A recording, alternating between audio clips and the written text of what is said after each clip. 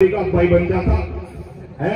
या मौलाना हसन मदनी को कह देता जी ना वो मौलाना हुसैन मदनी हूं मैं, तब भी लोग थोड़ा बहुत सोचते और हो सके पुराने जन्म हो गया हो। ऐसा गजब का गोला छोड़ दिया। उसने कहा इमाम मेहदी भी नहीं हूं और ईसा मसीह भी नहीं हूं, जबकि दोनों हस्ती अलग अलग है। इमाम मेहदी पैदा होंगे अरबी उन नस्लों में, हुजूर ने फरमाया उसके अब्बा का नाम, उसका नाम मेरे नाम के मुताबिक होगा, उसके अब्बा का नाम मेरे नब्बा के मुताबिक होगा और मेरे बेटे हजरत हसन की नस्ल से होगा, यानी सैयद होगा। और ये पठान है, हनीफ का लड़का है, शकील नाम है। कहाँ दावा खुद नहीं करेगा तो खुद दावा कर रहा है। वो अरब के अंदर पहचानेंगे लोग, बैत करेंगे। तो यहाँ देहात में औरंगाबाद हिंदुस्तान में बैत कर रहा है, नौजुबिल्लाह। और फिर ईसा मसीह अलग है, कुरान में कहा वो उतारे जाएंगे, हदीस में आया वो बैतुल मक़दिस में क्या नाम छोड़िए दमिश्क की जामा मस्जिद पर उतारे जाएंगे। और जो वो आसमान से उतरेंगे फरिश्तों को कंधे में लेकर उतारेंगे, तो उनके कपड़े ऐसे होंगे सब, और ऐसा लगेगा जैसे पानी उनके ऊपर से गिर रहा हो, बूंदे गिर रही हो, लेकिन पानी नहीं होगा, कपड़े ही ऐसे होंगे। इतनी तक है। और आगे जब वो उतरेंगे नमाज का टाइम होगा, इमाम मेहदी नमाज पढ़ा रहे होंगे, ये पीछे लग जाएंगे। इतनी सारी गवाही, इतनी सारी बयानात सबूत के बावजूद देहरादून से एक बस चली गई और वो बस जाके उसके हाथ में बैठ कर आई कि तू इमाम मेहदी है। उनके निकाह भी टूट गए, वो काफिर हो गए, वो बिल्कुल खत्म हो गए उनकी नेकियां, क्योंकि वो मुर्तद हो गए।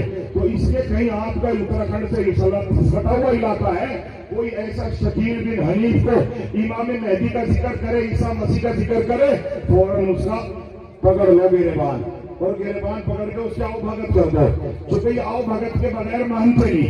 हमने तजर्बा किया, कादियानी और ये सेम है, बिल्कुल झूठे तो है कादियानियों ने जैसे। ऐसे ही हुजूर के जमाने में मुसैलमा बिन कज़्ज़ाब ने दावा किया था कि मैं नबी हूं।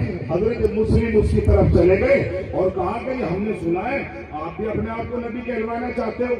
या हदीस में आया कि खुद मुसैलमा बिन कज़्ज़ाब ने पूछा मोहम्मद के बारे में क्या ख्याल है। आपको क्या ख्याल होता? अशहदु अन्ना मुहम्मदन अब्दुहु व रसूलुहु, मेरे बारे में भी बोल, मैं भी नबी हूं, तेरे नबी से ज्यादा पढ़ा लिखा हूं, नौजुबिल्लाह, तेरे नबी से ज्यादा मालूमात है, तेरे नबी से ज्यादा बड़े लोग कैबिनेट मेरे पास है, तेरे नबी से ज्यादा मेरी पहचान है। उसने क्या बकवास कर रहा है, नबी है तो तू है। जब नहीं माना हाथ कटवा दिया, गलूर बनवा के टुकड़े करवा दिए, झेलता रहा, रोता रहा, चीख मारता रहा, खून नमखोर। फिर पूछा क्या ख्याल है तेरे नबी के बारे में? कहने का वही जो पहले था। हाँ, मुसलमान जब अल्लाह का हो जाता है, रब की कसम न जान देने में दिक्कत होती और न माल देने में दिक्कत होती। फिर दूसरा काट दिया, फिर तीसरा काट दिया, फिर चौथा काट दिया, फिर बाकी रह दिया। हाय हाय, कैसा लग रहा होगा? हजरत मुस्लिम यही कहते रहे, अशहदु अन्ना मुहम्मदन अब्दुहु व रसूलुहु। फिर पूछा क्या ख्याल है? ख्याल तो वही है, बचा क्या मेरे पास, अब क्या करूंगा जिंदा रह के? ख्याल वही, अब मुझे भी बोल दे मैं भी नबी हूं। कहा बकवास कर रहा मैं नहीं। उसके बाद टुकड़े कर दिए। जब टुकड़े होने लगे, सुनो अभी मेरी आवाज बाकी है, मेरी लाश को बाहर जानवरों को ना फेंकना, कुत्ते को ना डालना, मेरी लाश को मेरी मां को पहुंचा देना। मुसैलमा बिन कज़्ज़ाब ने, जालिम कातिल ने बोरी में भरे मां को पहुंचा दिए। जब मां ने देखे टुकड़े लाश के, तड़पने लगी, रोने लगी, फड़कने लगी, सर पकड़ कर बैठ गई। हाँ, और जिसके साथ गुजरती है उससे पूछो, फिलिस्तीन की मां से पूछो, फिलिस्तीन के उजड़े हुए सुहाग औरतों से पूछो, तुम अपने घरों में बैठे हो, आज वक्त है कि आप तौबा कर लो, आज वक्त है अल्लाह की राह में माल खर्च करके जाने बचा लो, आज वक्त है अपने मदारिस की आबियारी कर लो, अपने मकाती की आबियारी कर लो, इन झंडों को बुलंद कर दो। कल तुम्हारे पास वक्त नहीं रहेगा तो कुछ भी नहीं कर सकोगे।